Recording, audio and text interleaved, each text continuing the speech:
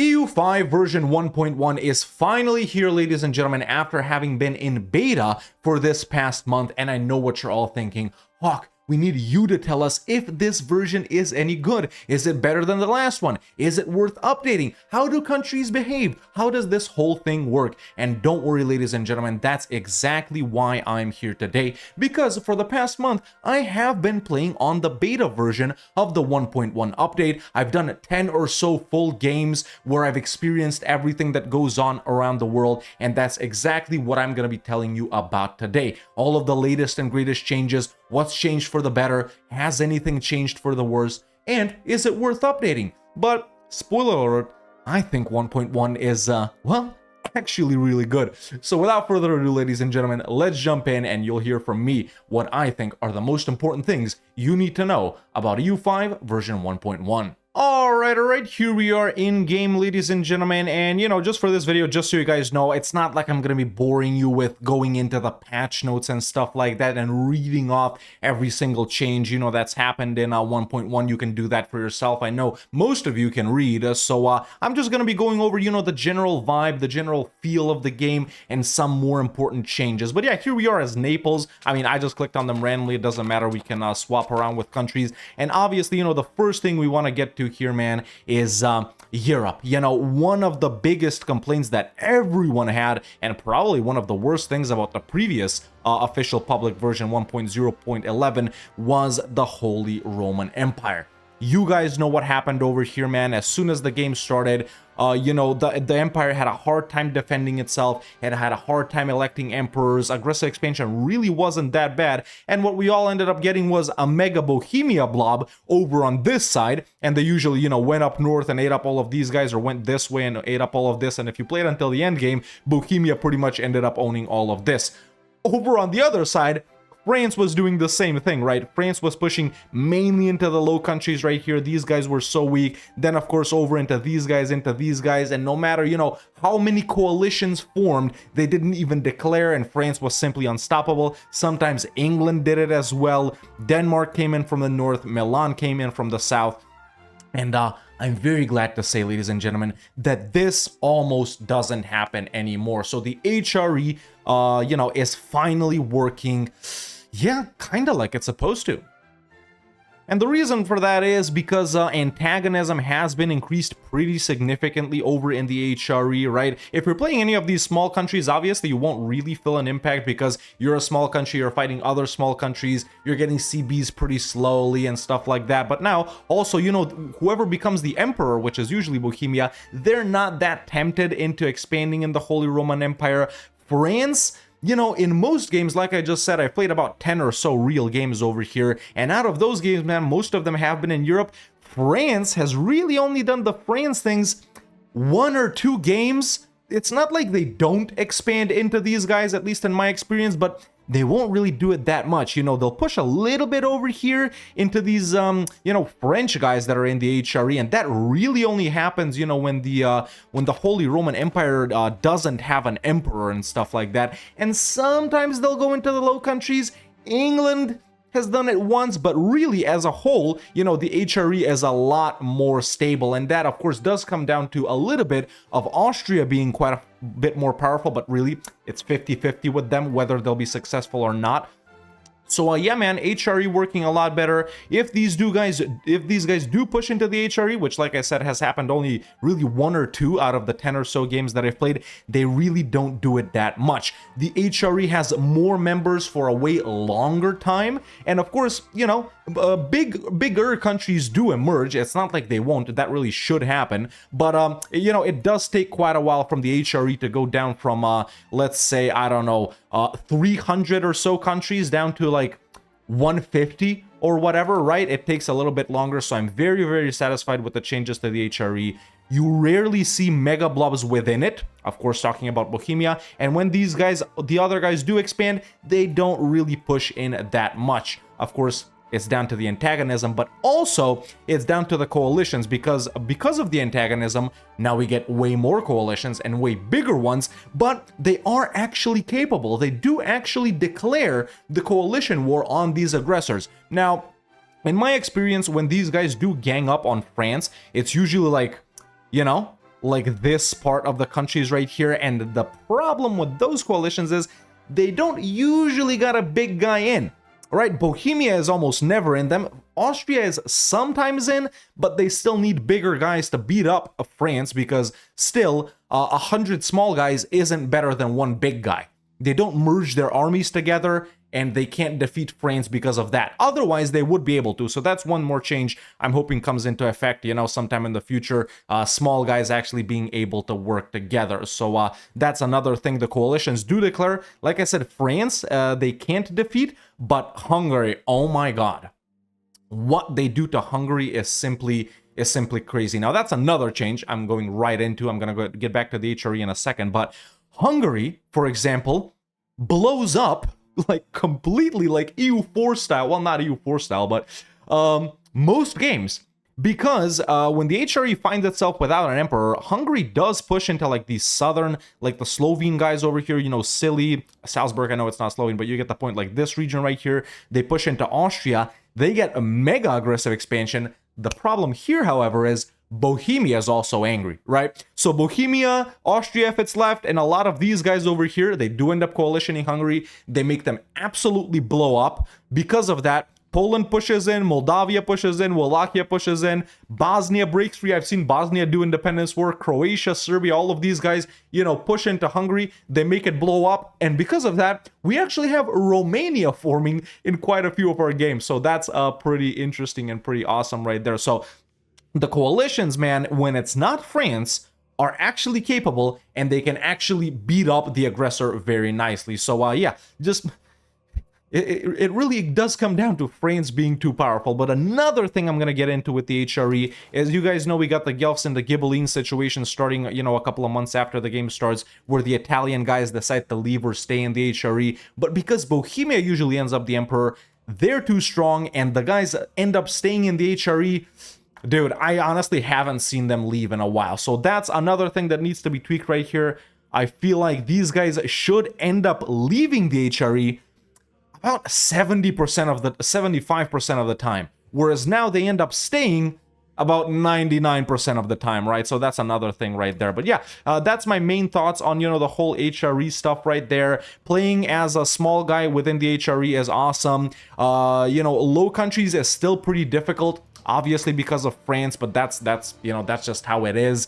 And yeah, I do think playing in the HRE is quite a lot more enjoyable. Obviously, there's been some other changes with, you know, passing the Golden Bull, which now almost always happens like 95% of the time. So that's pretty good right there. A lot more countries survive. And yeah, overall, I think the HRE is like 1,000% better in this patch. Now, moving on from the HRE, and obviously we touched on France a bit too, and on Hungary, you know, going off of specific big countries and important things that happen right here. That's mainly really what I wanted to say about France. They're still pretty good. They're still pretty powerful. However, not as powerful as in the previous patch. I did mention that the coalitions can't really defeat France. However, what does end up happening is the coalition does weaken France significantly, and a lot of times I have seen Castile and Aragon expanding into France. England sometimes does, you know, they end up stealing a subject or two. Brittany does end up being free of France, but really, if France, you know, gets weakened because of the coalition, the biggest winners from that I've seen being are Castile and Aragon. Castile does push up quite a bit over here. They eat up Aquitaine quite a lot as well, and then they'll push into, you know, like this bit of France. Aragon does the same thing with the coastline right here. And honestly, I've seen, let's say once again, out of the 10 or so games that I've played, I've seen France be weakened so much from the coalition that the Iberian guys have pushed into them about 3 times, and one of those times, France like really fell off. Like they sure they existed, they were still pretty powerful, but you know, they weren't pushing into the HRE. These guys had control down here, and they, you know, just settled into their land and didn't really do too much. So that's one more of the changes to France that I do like. I still think they need to be weakened a little bit more. The only problem I have left with them, once again, is that the coalition isn't able to defeat them like ever. However, it does weaken them, so maybe they should be weakened a little bit more. I don't know. Maybe because of the amount of subjects that they have, they should be somehow weakened more by the nobility or something like that, to where they can't get this size levies.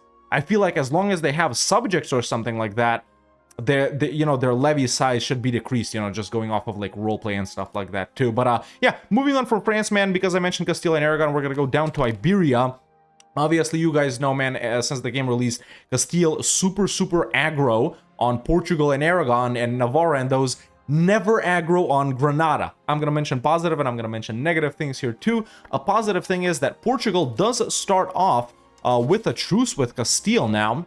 And it's, if you're playing Portugal or if you're playing Castile and want to be friendly with each other, super easy to do. I've played both of them, super easy to do. However, another problem arises right here in the fact that Portugal and Aragon, or Portugal or Aragon, end up allying Navarra pretty often. Now, Castile obviously is going to go for Navarra, and because of Navarra's alliance with Portugal, which happens pretty often, Portugal still ends up getting eaten, right? So Castile isn't aggro on Portugal, but because they ally each other, Portugal still suffers. I would say not every game like it used to be, but it does still suffer to Castile, I would say 50 to 60% of the time, but they rarely get full annex. As for Aragon, Castile-Aragon, relations, it's 50-50. Some games Castile fights them, usually if, once again, like I said, they end up allied to Navarre or something like that.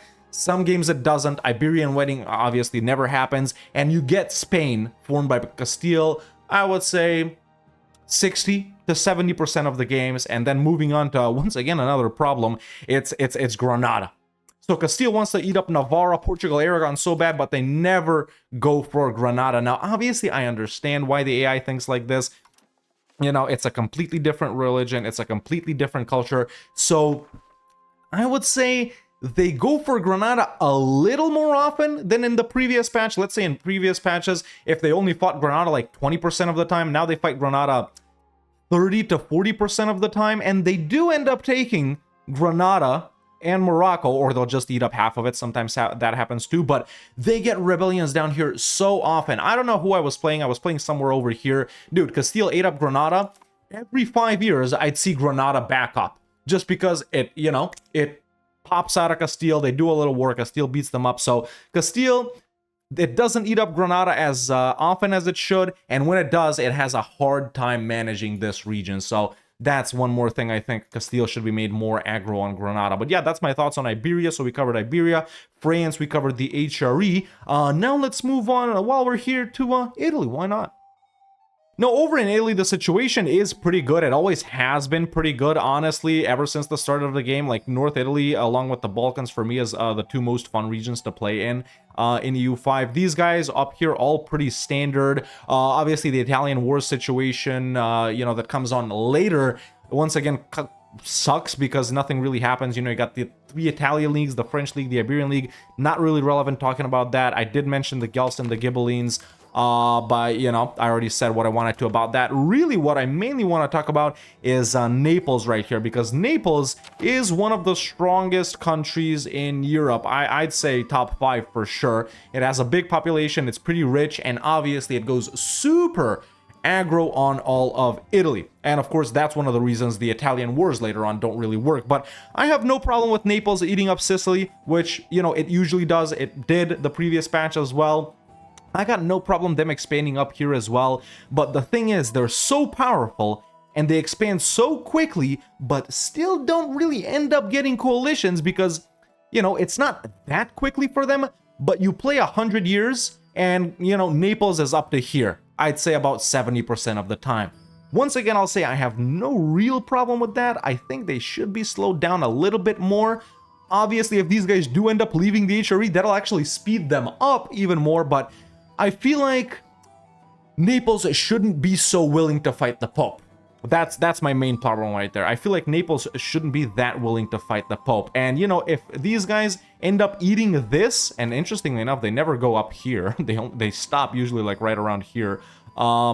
It should happen about 40% of the time, whereas now it happens, like 70% of the time. And I really think they should be hesitant on fighting the Pope. Maybe, it should be super tough for any Catholic nation to hold like Lazio or something like that. But yeah, that's just my little thoughts on Naples. Not too many changes over in Italy. Everything is still mostly positive right here and everything works mostly pretty well. as it has even in the previous patch. Next, we're going to move on to, the Balkans and Carpathia over here a little bit. I already touched on Hungary a little. Hungary has been obviously, made more powerful and, I mean, not more powerful, but they feel more powerful. They push into the HRE not as often now, like I said. Usually it only happens when there's no emperor and stuff like that. But a good thing about that is that the coalitions do work on them, like I already mentioned, and they do end up blowing up quite often. A little too often for my taste. These guys end up blowing up 70% of the time, whereas I feel like they should only end up blowing up 30% of the time, but I really don't know what changes would be made right there. All of these guys push in. I like seeing a lot that Bosnia sometimes feels bold enough to declare independence. Sometimes it works, sometimes it doesn't. As for these guys, Wallachia, dope. I've seen them form Romania a couple of times. And moving on to these guys right here, no real changes on the Byzantine Empire.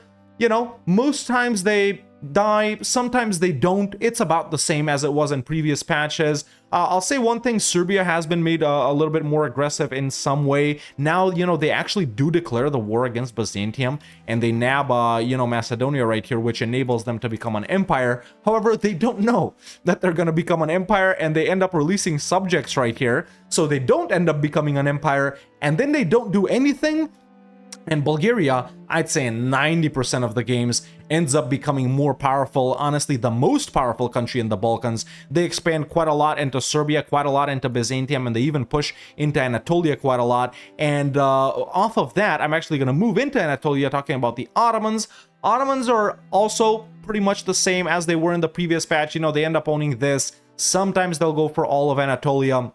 And when they do push into the Balkans, they'll nab some stuff like right here. They might end up taking Constantinople. Usually they do. It takes quite a while, but it should. But even then, even if, let's say, the Ottomans own all of this, all of Anatolia, and they push a little bit in over here in like Thrace or some of these provinces right here, Bulgaria still ends up being more powerful and is more powerful than the Ottomans. And then, you'll have two, decent-sized blobs over here meeting each other, and Bulgaria has always been, in the games that I've experienced, more powerful than the Ottomans. They take Constantinople from the Ottomans, they end up pushing into Anatolia. So, that's one of the things that, I don't think really works like it should. Obviously, we're all going to meet some sort of historical, countries doing what they should, at least over in the next 100, 150 years, right? But yeah, the country, out of here that should be the least powerful is obviously the most powerful, but that's just because, the game works. These guys are pretty big, they got a decent population,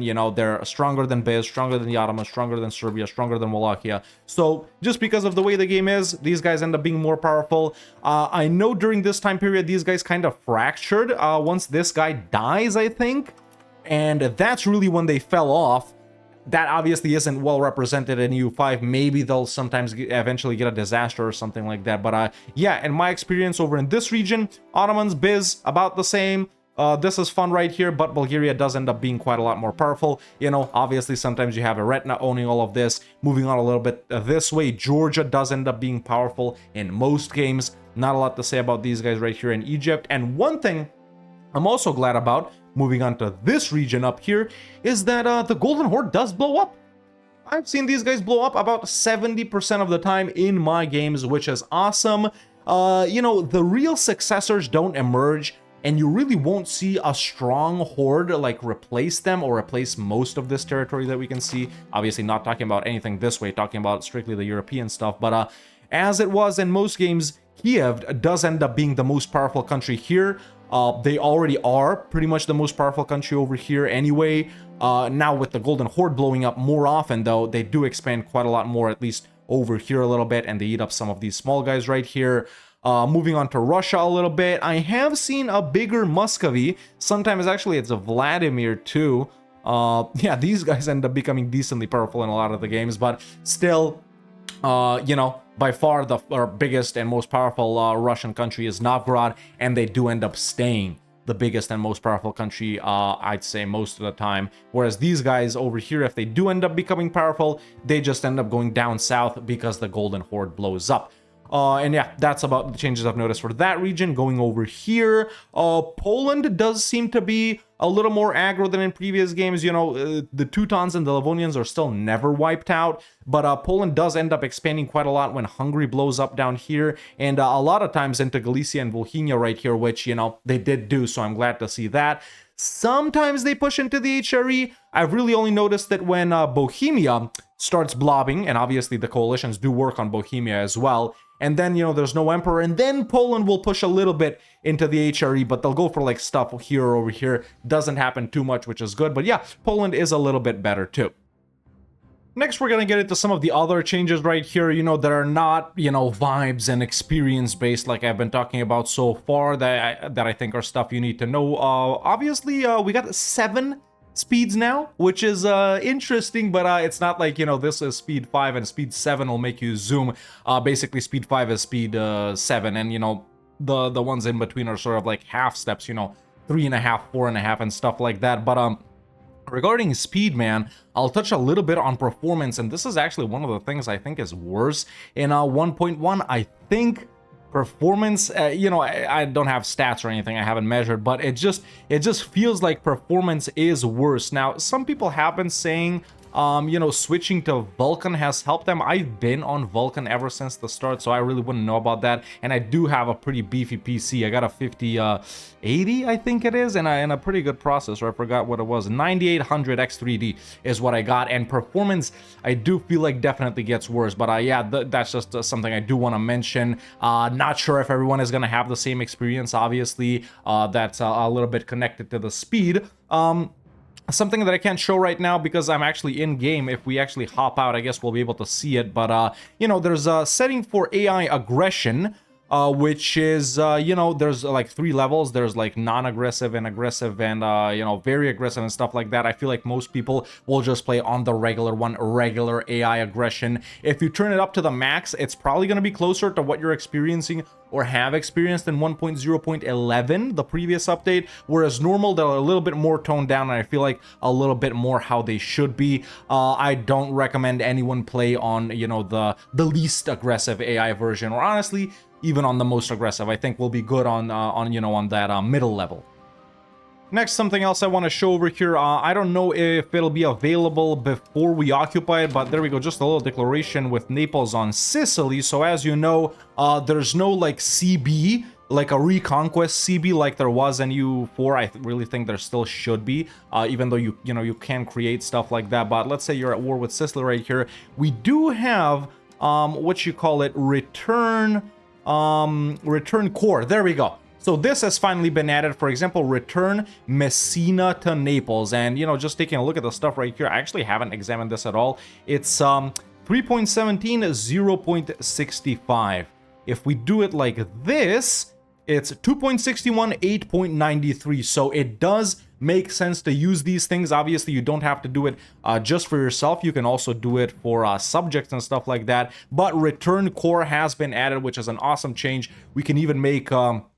you know, some other guys return stuff to Athens or whatever, or release Argos or something like that, which is awesome. So return core is another feature that's been added, which I really think should have been in the game since the start, but it's definitely very useful, as you can see, because it is less cost and less aggressive expansion. So just be careful. If you click it like this, normally it won't be it. So you do need to select them from here. And as you can see, it's, you know, it's different. It just goes to your color instead of going to green, which is awesome. Yeah, excellent change right there. Taking over all of Sicily pretty much. Obviously, we need to occupy Palermo. Not that much aggressive expansion. Excellent change. Also, just a quick mention on the complacency mechanic. You know, that was a big point of discussion when it was announced. And realistically, man, in a normal game, you don't really encounter any problems like that. I haven't really, at least with normal countries, I haven't played anyone huge like Golden Hoarder, Great Yuan in this patch or something like that. But, you know, those guys, along with Delhi, you know, the 3 biggest countries, they do have their own problems. But I feel like complacency is not something you're really going to encounter that much in a normal playthrough. Another great change that's here is auto-balancing armies and stuff like that. For example, wait, did I just declare with with Hungary on Sicily? Is that what I did?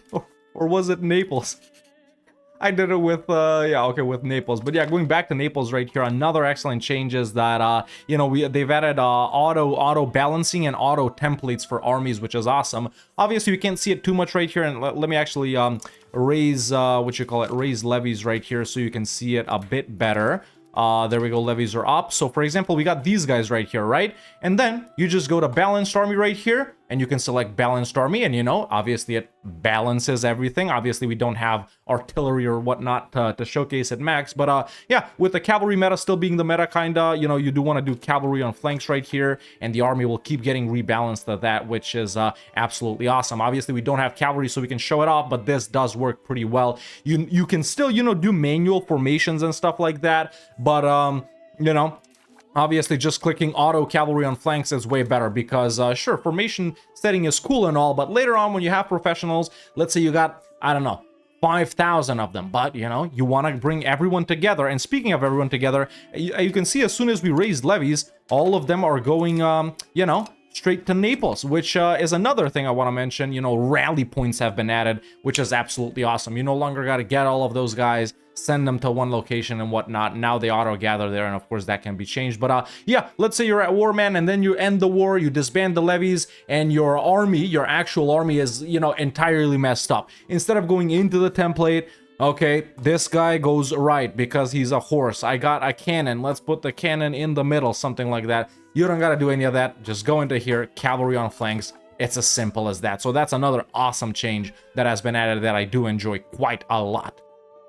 Now, continuing on to armies a little bit, obviously they have been changed quite a lot as well, with army sizes being quite a bit, you know, different. As you guys can see, you know, these are right now the smallest armies, but then in the next stage, these guys go up to 1,000 and whatnot. So, you know, they're the same size as levies now. They're both the same size. I do like that change. What I don't like is how expensive they are now, man, with them costing, you know, so much manpower. You know, it's kind of a bit harder to recruit. You got to build more armories later, of course, more training field, but also they're like way more expensive. It costs like 500 ducats to get one regiment up, which, you know, let's say you're playing someone as big as, I don't know, freaking, I don't know, Bremen, right? And you've gotten this big and you can finally do, you know, professional armies. You need a lot of money to run a professional army, man, if you're that big. Obviously, it's not as much of a problem for big guys, but playing someone, you know, medium or small, and when you have the ability to get professional armies, you're still going to be struggling a little bit. Probably only going to have 1 or 2 regiments up, which is all right. You still want to have them up, but yeah, I don't know if I agree on the price and how everything has changed regarding, you know, because of the changes to the size of the unit. Which, you know, the changes to price and manpower stem from it. So not sure about that, but I do like the changes to the sizes of the units. So that's one more thing I feel like I should mention right there. Also quickly, finally, music player. Why wasn't it in the game since the start? I have no idea. It's so stupid that it wasn't. I'm glad it's here now. Obviously, I make videos. My music is always turned down. I just added after the fact. But yeah, I'm glad it's finally in. Moving on a little bit to diplomacy, some important changes to diplomacy are on another peace treaty, for example. We got transfer subject, for example. I don't know if it's here or not. Yeah, there we go. There's transfer subject. So that's another awesome thing that's been added that I feel like should have been in the game since the start. That's great. Regarding subjects, you can also, and this is very, very cool for border freaks such as myself, you can, for example, transfer subject. Sorry, not transfer subject, transfer location to other subject. And, you know, you guys will know that this is excellent for me. For example, you want to have one subject on this and then another one here, and then, you know, you give someone to something else. And it's also really good for the new world, which, I mean, we can't see because I don't have the console and we can't reach the new world. But yeah, that will be very useful for managing colonies, colonizing outside of the region or area or whatever you want them to be in. So that's another change that's very good for subjects. It does cost stuff. It's not really free, which I guess it shouldn't be because, you know, they should get mad that you're taking stuff from them. The other guys should be happy, maybe, that you're giving stuff to them. But I'm glad it's in there. And another thing about subjects is that now, depending on how much you spend on diplomacy, it impacts the speed at which subjects are annexed, which, duh, of course, totally makes sense. Another change that I'm very happy to see. So yeah, that's some of the important Diplo stuff that I really, really like. Moving on to some other miscellaneous stuff. Obviously, we got the river map mode back. It's, I already touched on this in a couple of previous videos, I think, just randomly. It's great that we can see them. It's still not as good as the mod, though, which the mod adds the rivers in the roads map mode. Still not sure why we can't see them here either, because I feel like roads and rivers are pretty interconnected, especially like, for example, somewhere right here, where you know, oh, I'll build a road like this or like that or over there or over there. Oh, great. That's going to give me control and proximity and stuff like that. Obviously, we got proximity speed as well. But you're then like, oh, I can build a bridge too, which also helps with, you know, with proximity, padlock canals and stuff like that, right? So I feel like, you know, you shouldn't have to do this and then this, oh, and then, oh, where was it? And then here, oh, and, you know, the mod for better roads is still better, and I'm excited that 1.1 is actually officially out now, so I can get back all of my mods, but that's a little bit of changes about that. I like it, honestly. I like that the river map mode has been added in. Is it that good? No, because this still looks jank. You know, it's telling me where the river is, you know, where the delta is or whatever, but yeah, it was still better on the mod. Moving on from that as well, you know, to proximity cost and stuff like that. Obviously, it's replaced proximity speed, which I feel like all of you guys get it by now. You know, it's pretty much the same thing, but also not, but kind of yes. Now we also have something very important related to that, though, and it's local governors and naval governors as well. And if you'll see right here, it's a plus 80% local proximity source. So, for example, we don't have them built up right now, but actually, let me load a save, and so you guys can see how it looks or how it works if you guys haven't seen it yet. Alright, so here we are in my playthrough as Tunis to Carthage. Check those videos out if you haven't already. It's 1647, obviously, and, you know, just wanted to show off the local governors right here. If we go into the control map mode, I think you guys can already see where they are, right? I mean, you know, obviously, you know, this is our capital, and that's where we would have the most control, but, and these, the game built for me, by the way, automatically. I didn't decide to build them, which means the game does actually pick out pretty good locations on where to build them, man. And I feel like it's about 90% of the time where you would build them as well. But, you know, it built the first one right here in Constantine. And as we can see, it's 91% control right there. And obviously, since it's a proximity source, we got pretty good control around it as well, right? But, you know, it built it right here because we were only about this big when it built it. So it makes sense that it put it right there. I would obviously, you know, destroy it and move it somewhere like right here. And then, of course, later on, it built one for me in Fez, which, of course, duh, it makes sense. And of course, look at the control that we have over in Morocco right here. So that's awesome. These work really well.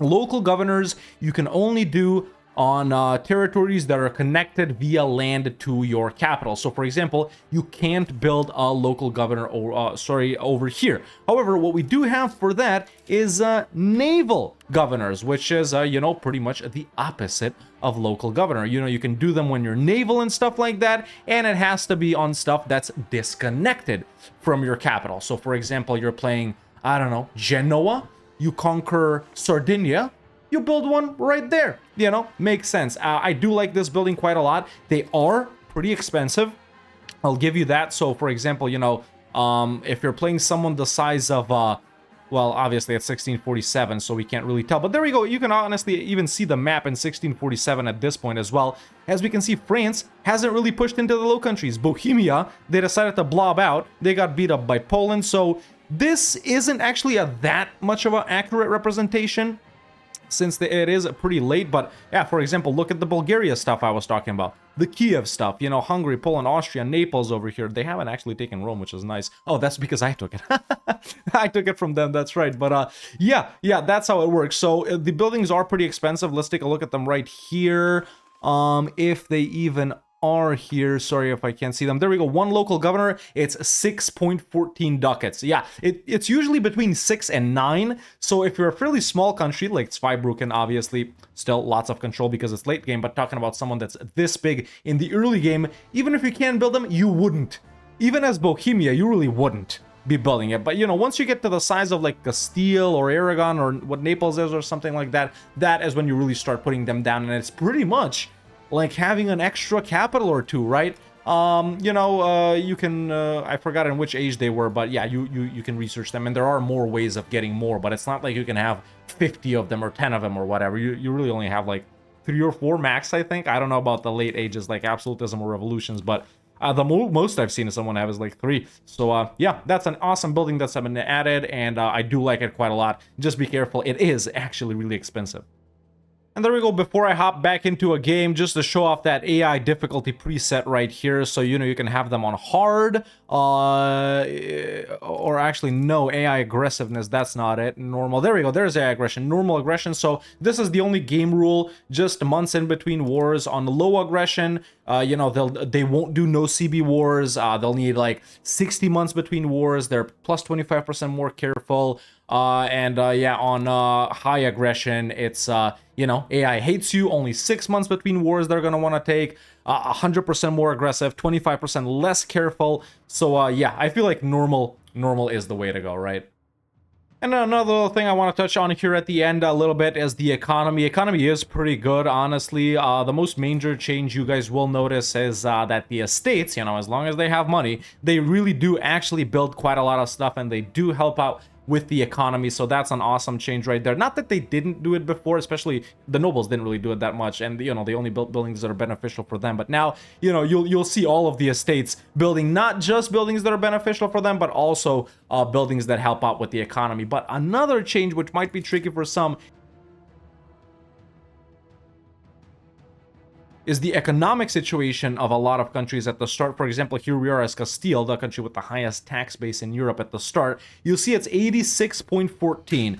Now, let's see what happens after we let a couple of months tick by. There we go, tick, tick, tick, just like that. And there we go, the tax base has increased by quite a lot. So it's not really accurate to what you're seeing a lot of the time. Bohemia, for example, they start off with 68, it's at 110, you know, so it does jump, it does increase, it does decrease for a lot of these countries, so it's not really accurate. Be careful about that. However, a lot of countries, in fact, I would say most countries, probably aside from Bohemia, at the start do lose money. You know, obviously we can see everyone else has rebalanced. The AI has already fixed the economic situation for them. We, of course, haven't done anything as Castile. But, you know, if you turn on taxing these guys, if you give them stuff, you know, you start minting, bring this down, you know, eventually you will start making money. Another thing is forts. You will need to be deleting quite a lot of forts, you know, as most countries right at the start, maybe even knocking down some buildings. Those things were in the game earlier too. You know, you had to delete some buildings. The Portuguese situation is quite tricky as well. Even though they're making money, obviously, you will need to fix up some things as the player. But